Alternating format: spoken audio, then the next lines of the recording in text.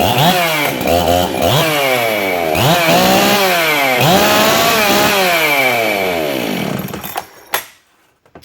everyone, welcome to Shop Talk. Here is that 372 XP chainsaw that had the water damage. Got it all fixed up, took it apart and cleaned it. It did get a little upgrade as far as the ignition and the exhaust. It is a test chainsaw and will be disabled at the end of this video.